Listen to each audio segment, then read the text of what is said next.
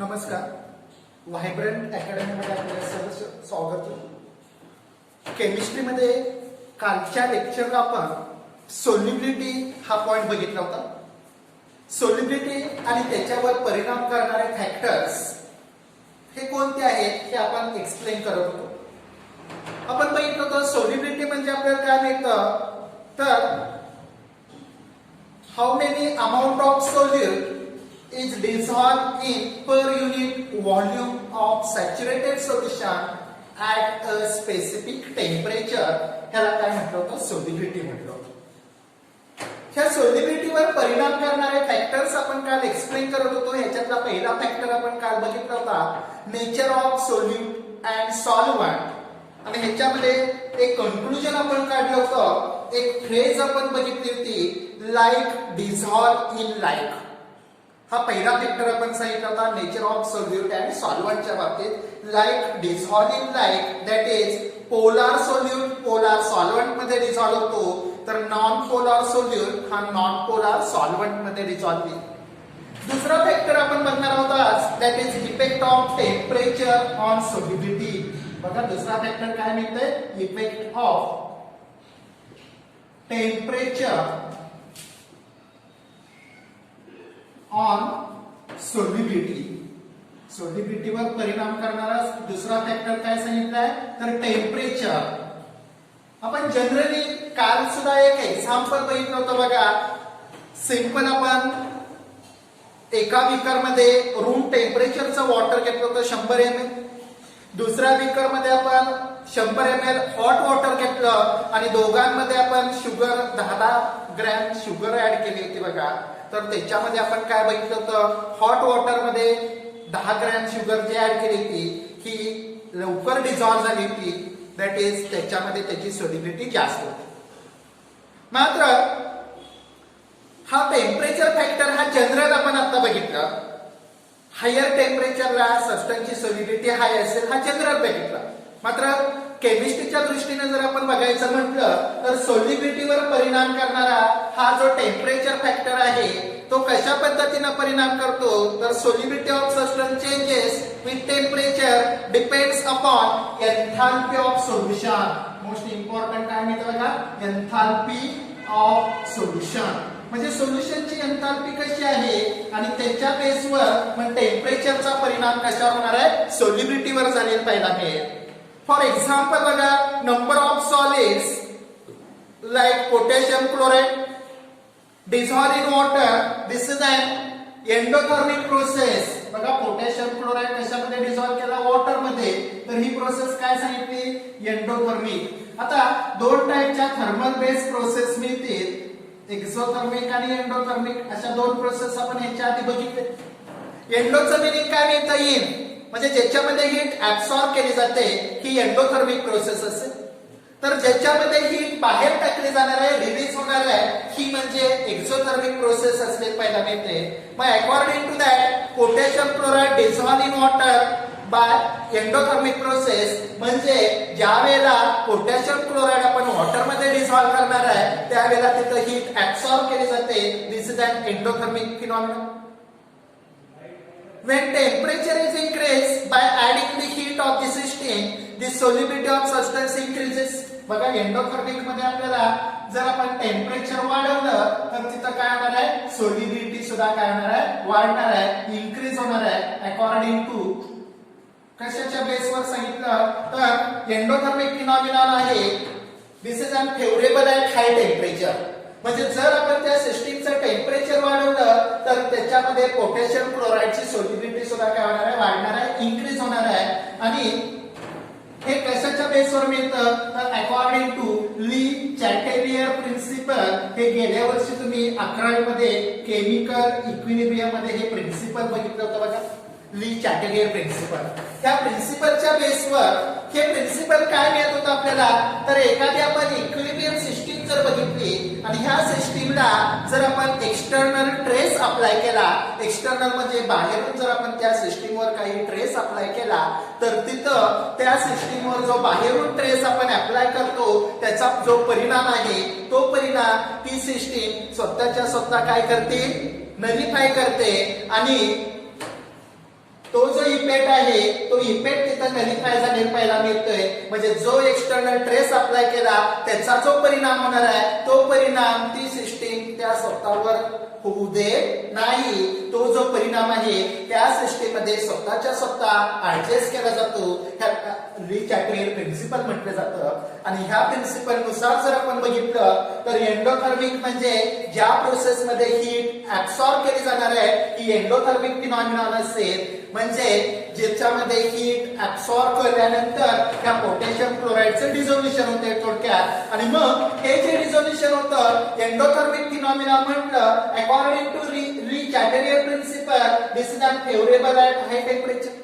म्हणजे इथं जर आपण टेम्परेचर जर वाढवलं सिस्टीमचं तर तिथं आपल्याला त्या पोटॅशियम क्लोराईडची सोल्युबिलिटी काय होणार आहे इन्क्रीज झालेली पाहायला मिळते. नाउ अकॉर्डिंग टू दॅट जर आपण एखादी सॅच्युरेटेड ज्या वेळेला आपण सोल्युशन बघतोय काल आपण बघितलं होतं सॅच्युरेटेड सोल्युशन कसं तयार होतं. आणि ह्या सॅच्युरेटेड सोल्युशनला जर आपण एक्सटर्नली टेम्परेचर त्याचं इन्क्रीज केलं म्हणजे एक्सटर्नल ट्रेस त्या सिस्टीमवर आपण दिला तर तिथं ली चॅटरियल प्रिन्सिपल नुसार त्याचा जो परिणाम आहे तो परिणाम काय मिळतोय solubility increases because this is an endothermic phenomenon. Now काही सबस्टन्स अशा पद्धतीचे आहे त्याचं डिझोल्युशन होताना त्याच्यातून काही अमाउंट ऑफ हीट बाहेर टाकली जाते रिलीज केली जाते.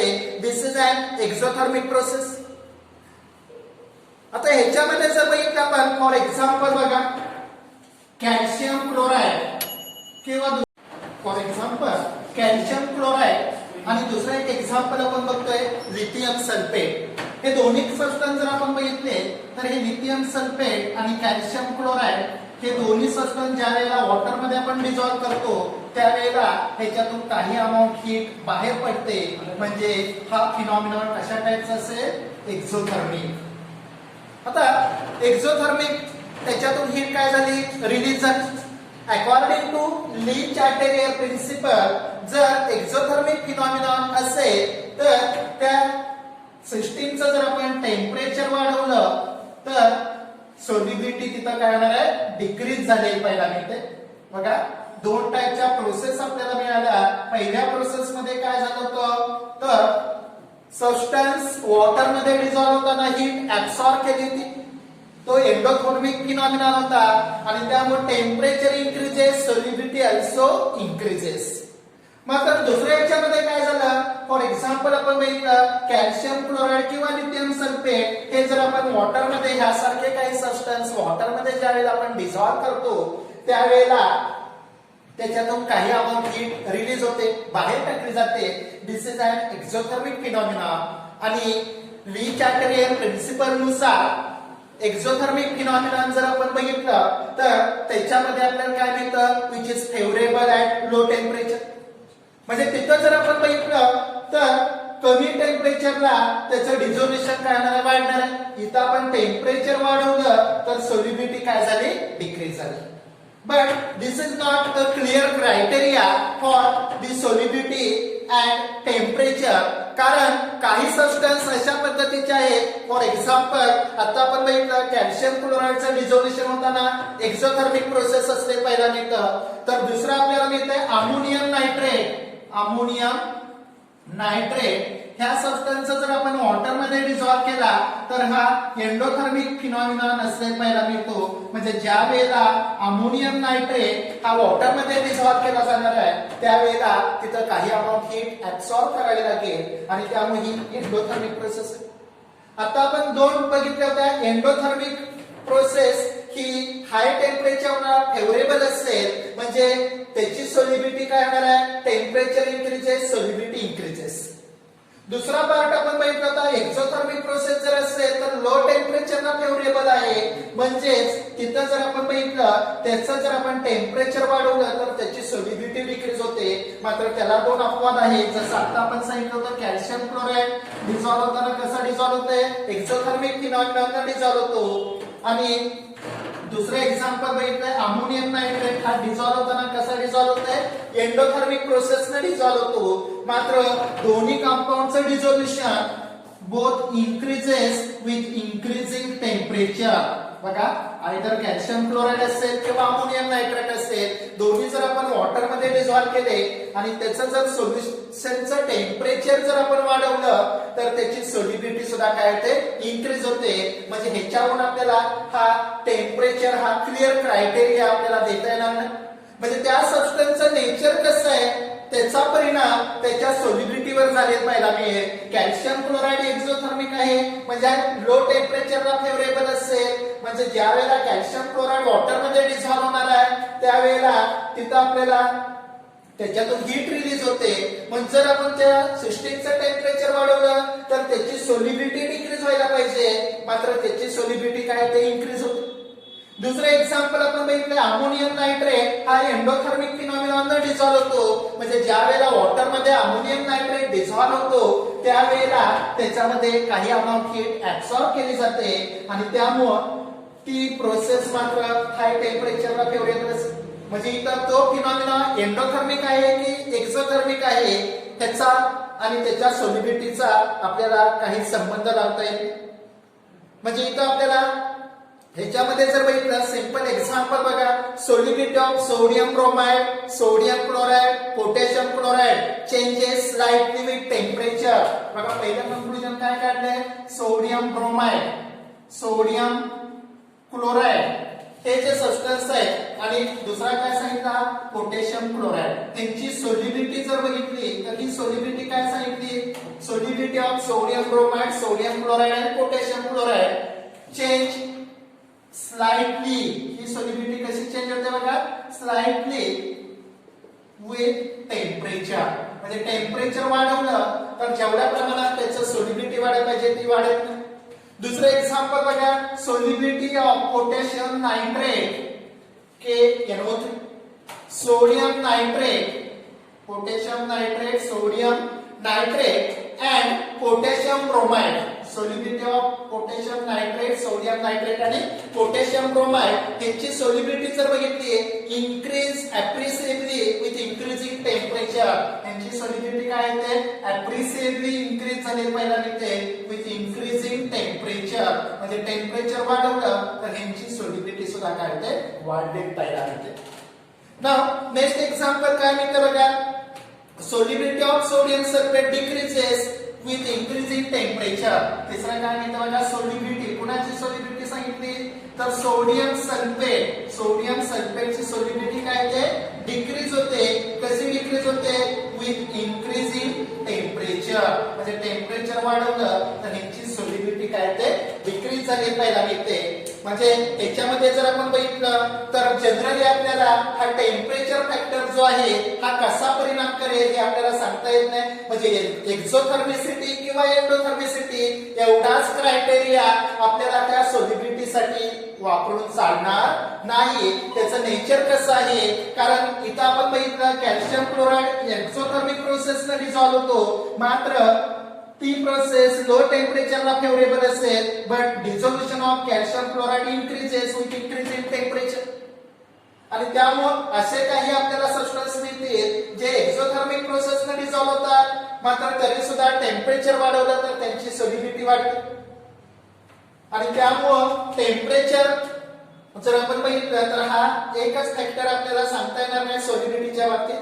Depends upon nature of that substance, enthalpy of solution, त्याच्या बेसवर आपल्याला ते टेम्परेचरचा परिणाम त्या सबस्टन्सच्या सोल्युबिलिटीवर कसा होतोय हे आपल्याला तिथं एक्सप्लेन करावं लागेल. दुसरा एक पॉइंट इम्पॉर्टंट काय मिळतो बघा, जर त्या सोल्युशन मध्ये आपण एखादा गॅस डिझॉल्व्ह केला असेल तर त्या गॅसची सोल्युबिलिटी जी आहे ती मात्र काय होते, डिक्रीजेस विथ इन्क्रीजिंग टेम्परेचर. बघा गॅसची जी सोल्युबिलिटी आहे ती सोल्युबिलिटी मात्र काय होणार आहे, डिक्रीज झालेली पाहायला मिळते with increasing temperature. Simple example बघा, यू नो दॅट आपण जर वॉटर घेतलं तर ह्या वॉटर मध्ये काही प्रमाणात ऑक्सिजन हा डिझॉल्व्ह झालेला असेल किंवा कार्बन डायऑक्साइड डिझॉल्व्ह झालेला असेल. मग ह्याला जर आपण हीट केलं तर तिथं काय झालेलं पाहायला मिळते, ह्याच्यातले जे डिझॉल्व्ह झालेला ऑक्सिजन आहे हा डिझॉल्व्ह झालेला ऑक्सिजन काय होतो त्याच्यातून बबलच्या स्वरूपात बाहेर पडत असतो. म्हणजे टेम्परेचर वाढलं तर डिझॉल्व्ह झालेला जो गॅस आहे तो त्याच्यातून बाहेर पडतो. त्याचाच अर्थ त्या गॅसची वॉटर मधली सोल्युबिलिटी जी आहे ही कमी झाली पाहायला मिळते विथ इन्क्रीजिंग टेम्परेचर. कारण का when gas is dissolved in water the gas molecule in liquid phase. ज्यावेळेला गॅस वॉटर मध्ये डिझॉल्व्ह केला जातो त्यावेळेला गॅस मॉलिक्यूल कुठे जातात लिक्विड फेज मध्ये गेले पाहायला मिळते अँड दे आर कंडेन्स. म्हणजे गॅस जो आहे ह्याचा ज्यावेळेला आपण कशामध्ये डिझोल्युशन करणार आहे वॉटर मध्ये त्यावेळेला हा गॅस मॉलिक्यूल काय होणार आहे कंडेन्स होणार आहे आणि तो लिक्विड फॉर्म मध्ये जातोय. कुठे जातोय it can be used into liquid form. We know that एखाद्या गॅसचं ज्यावेळेला आपण लिक्विफिकेशन करतो म्हणजे gas is converted into liquid he process जर बघितली दिस इज अन एक्झोथर्मिक फिनॉमिना. हा फिनॉमिना कोणत्या टाइपचा असेल एक्झोथर्मिक. गॅसचं रूपांतर ज्यावेळेला लिक्विड मध्ये होतं त्यावेळेला त्याच्यातून काही अमाऊंट हीट रिलीज होणार आहे काही अमाऊंट हीट त्याच्यातून बाहेर टाकली जाणार आहे आणि त्यामुळे हा फिनॉमिना जर असेल बघितलं आपण तर तो एक्झोथर्मिक प्रोसेस आहे.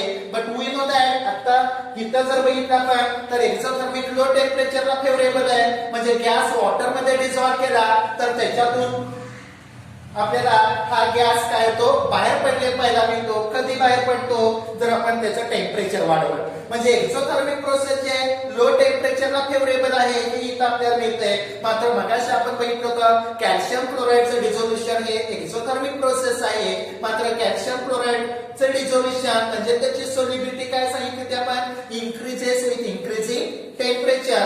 तर ह्या पद्धतीने आपल्याला हा दुसरा फॅक्टर मिळतोय जो सोल्युबिलिटीवर परिणाम करतोय that is effect of temperature on solubility. Now तिसरा फॅक्टर आपल्याला सोल्युबिलिटीवर परिणाम करणारा मिळतो आणि तो म्हणजे प्रेशर. हा प्रेशर फॅक्टर काय मिळतोय आणि त्याचा परिणाम सोल्युबिलिटीवर कसा होतो तर बघा थर्ड फॅक्टर आपण बघूया effect of pressure on solubility. Effect of pressure on solubility.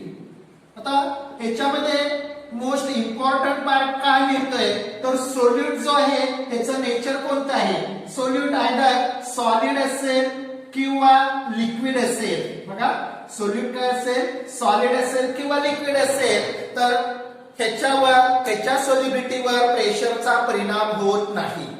कारण का तर solid and liquids are incompressible in nature. जर आपण सॉलिड बघितले तर सॉलिडचे पार्टिकल जे आहेत दे आर क्लोजली पॅक. ह्या पद्धतीने आपल्याला क्लोज पॅकिंग सॉलिड मध्ये असेल. लिक्विड मध्ये थोडंसं लूज पॅकिंग होतं मात्र ते सुद्धा आपल्याला त्याच्यावर जर आपण प्रेशर अप्लाय केलं बघा या सॉलिड एखादा सबस्टन्स आहे ह्याच्यावर जर आपण प्रेशर अप्लाय केलं किंवा लिक्विड सबस्टन्स आहे ह्याच्यावर जर प्रेशर अप्लाय केलं तर हे कॉम्प्रेस होत नाही. म्हणजे लिक्विड आणि सॉलिड हे सबस्टन्स इनकॉम्प्रेसिबल असले पाहायला मिळते. मात्र आपण जर गॅसेस सबस्टन्स जर बघितले तर ह्याच्यामध्ये मात्र आपल्याला काय मिळतं लार्ज अशी एम्प्टी स्पेस आपल्याला ह्या गॅस सबस्टन्स मध्ये असले पाहायला मिळते आणि त्यामुळं गॅसवर जर आपण प्रेशर अप्लाय केलं तर त्याचं पाहिजे तेवढ्या प्रमाणात कॉम्प्रेशन झाले पाहायला मिळतं. तो गॅस आकुंचन पावतो by applying the pressure on it. कारण त्या गॅसेस मॉलिक्यूल मध्ये लार्ज अशी एम्प्टी स्पेस आहे आणि त्यामुळे जेवढं प्रेशर आपण अप्लाय करणार आहे तेवढ्या प्रमाणात हे मॉलिक्युल्स त्या एम्प्टी स्पेस मध्ये सहजासहजी ऍडजस्ट होतील आणि त्यामुळे त्याचं कॉम्प्रेशन झाले पाहायला मिळतं. मात्र तसं कॉम्प्रेशन आपल्याला सॉलिड किंवा लिक्विडच्या बाबतीत मिळत नाही आणि त्यामुळं effect of pressure on solubility मध्ये पहिलं कन्क्लुजन काय मिळतं बघा the pressure has no effect on the solubility of solid or liquid. म्हणजे जर सोल्यूट तिथं सॉलिड फॉर्म मध्ये असेल किंवा लिक्विड फॉर्म मध्ये असेल तर त्याच्या सोल्युबिलिटीवर प्रेशर परिणाम करत नाही. But pressure is greatly affect on solubility of gases in liquid. म्हणजे गॅस जो लिक्विड मध्ये डिझॉल्व्ह केला जातो त्याच्या सोल्युबिलिटीवर हा प्रेशर मात्र परिणाम जो करतोय तो सिग्निफिकंट असले पाहायला मिळतो. त्याच्यामध्ये जर आपण बघितलं तर जनरली आपल्याला काय मिळतंय the solubility of gas in a liquid increases with increasing pressure. Solubility of gas in a liquid increases with increasing pressure.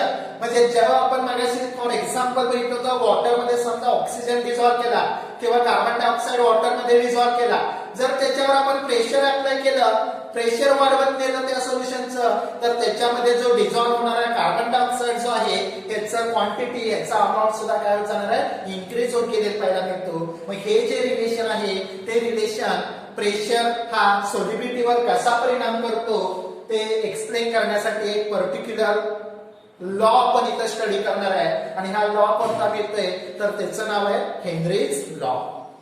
आता हा हेनरीज लॉ काय मिळतो आणि हा कशासाठी सांगितलाय तर आत्ताच आपण बघितलं, ज्या वेळेला सोल्यूट हा गॅसेस फॉर्म मध्ये आहे, हा ज्या वेळेला लिक्विड मध्ये एखाद्या डिसॉल्व्ह होतो तर त्याच्यावर जो प्रेशरचा परिणाम होतो, हा प्रेशरचा परिणाम ह्या हेनरीज लॉ न सांगितले पहिला मिळते. तर हा हेनरीज लॉच्या स्वरूपात हा effect of pressure on solubility of gas in a liquid हा पॉइंट आपण बघतो.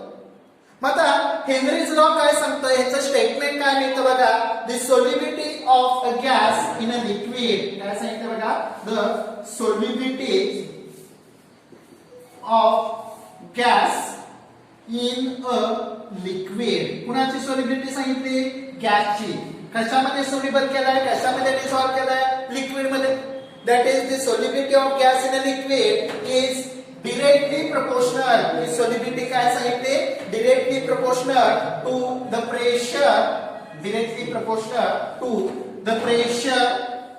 आता हे प्रेशर कोणतं सांगितलंय तर बघा, solubility of gas in a liquid is directly proportional to the pressure of the gas, pressure of the gas over the solution. This is an Henry's law.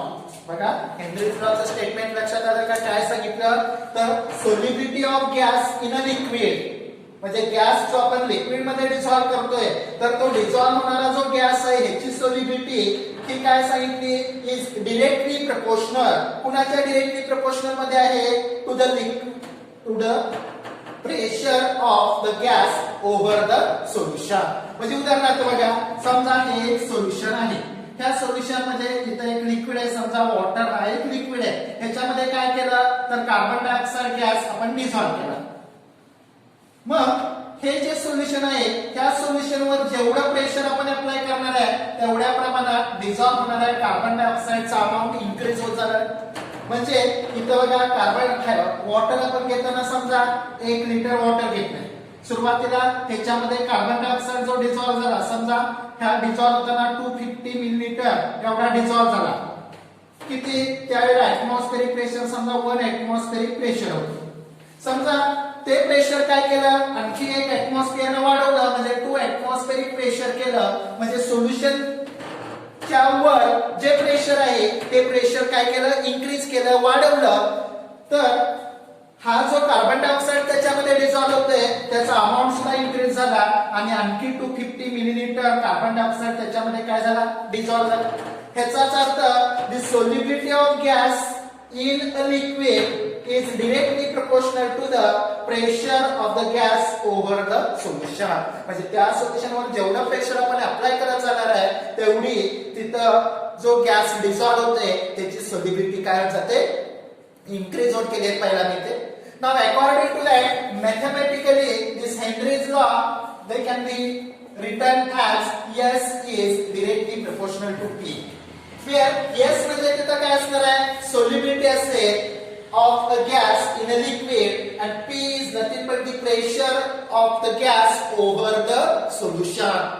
Pressure कोणतं आहे तर सोल्युशनच्या वर असणारे जे प्रेशर आहे ते म्हणजे हा P असेल. Now this equation also written as S is equal to KH into P where KH is proportionality constant. हा जो KH मिळतोय हा काय is a proportionality constant also called as Henry's constant. त्याला सांगते काय म्हटलं बघा, Henry's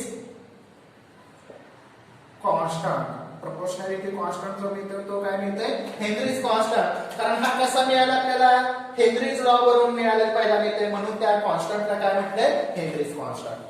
now according to that त्याच्यामध्ये जर आपण बघितलं तर बघा, S मीन्स सोल्युबिलिटी आपण सांगितली आणि सोल्युबिलिटी ऑफ अ गॅस हे आपण काल सुद्धा बघितलं होतं. सॉल्युबिलिटी हे कशामध्ये एक्सप्रेस करतो आपण? मोल पर लिटर. सॉल्युबिलिटी कशी एक्सप्रेस करत होतो आपण? मोल per litre. While P that is pressure of the gas, जे solution P is pressure and they can be expressed in bar. Now according to that, त्याच्यामध्ये जर आपण बघितलं तर बघा आपल्याला हेनरीज लॉ नुसार इक्वेशन काय मिळालं होतं? S is equal to KH into P. आता त्याच्यावर आपल्याला KH that is Henrys law constant, त्याचं युनिट कशा पद्धतीने कॅल्क्युलेट करता येतं? तर बघा KH is equal to काय आहे? S upon P. S म्हणजे काय सांगितलं? Solubility of gas in liquid. आणि कशामध्ये मेजर केली? Mole per litre. आणि pressure over the solution express in bar. आणि त्यामुळं KH that is Henry's law constant, त्याचं युनिट आपल्याला मिळणार आहे mole per litre per bar. Henry's law कॉन्स्टंटचं युनिट काय मिळते?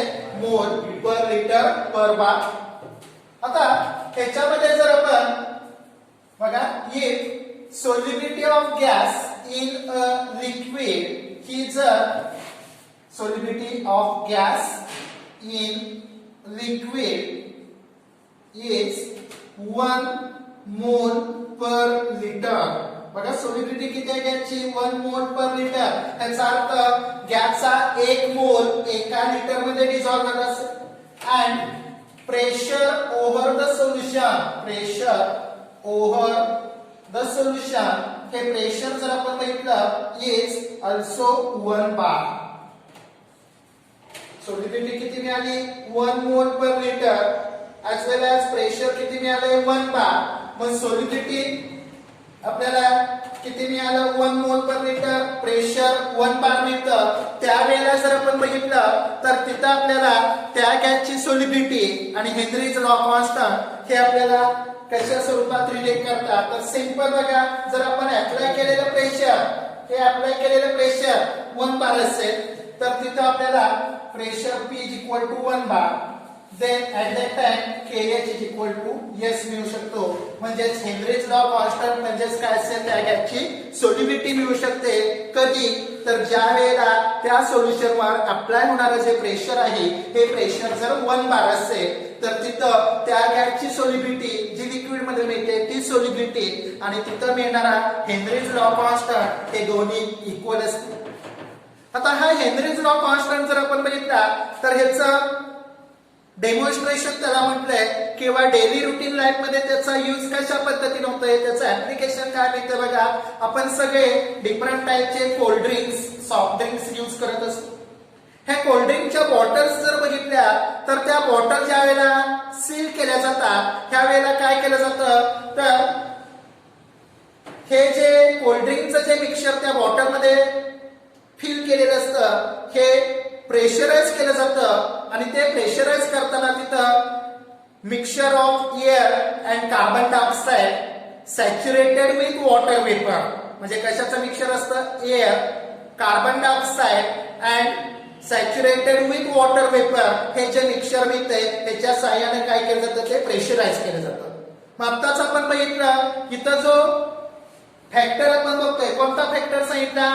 प्रेशर हा सॉल्युबिलिटीवर कसा परिणाम करतो. आपण बघितलं जर सोल्यूट हा गॅस असेल तर ह्याची सॉल्युबिलिटी काय होते?